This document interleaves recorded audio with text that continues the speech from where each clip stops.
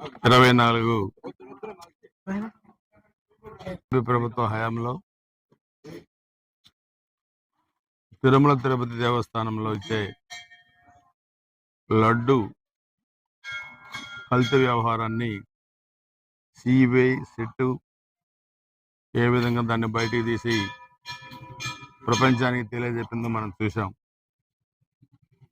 చాలా దుర్మార్గమైన వ్యవహారం. టీటీడీ చరిత్రలోనే గతంలో ప్రభుత్వాలు ఎన్ని ఉన్నా ఇలాంటి సంఘటన జరగలేదు.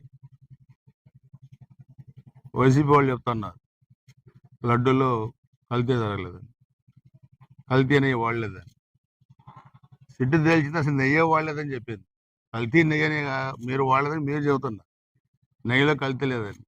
సిట్టు చెప్పింది ఏంటంటే అసలు మీరు నెయ్యే వాడలేదు, కెమికల్స్ వాడారు, ఇది చాలా అపచారం, 300 కోట్ల దీంట్లో ఫ్రాడ్ జరిగింది అని చెప్పి కూడా మన గవర్నమెంట్ కాదు తెలిసింది. కేంద్ర ప్రభుత్వం, సుప్రీంకోర్టు నియమించిన సిబిఐ, అదేవిధంగా 2 స్టేట్ గవర్నమెంట్ వేసిన సిట్టు, 2 కంబైన్డ్గా తెలిసింది. ఇది సుప్రీంకోర్టు ఈ కేసును మానిటర్ చేస్తుంది.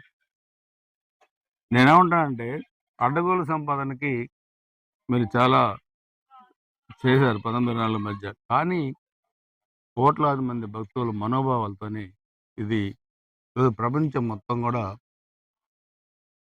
ఆశ్చర్యపోయే విధంగా కోట్లాది మంది మనోభావాలను దెబ్బతీసే సంఘటన. అంటే మేము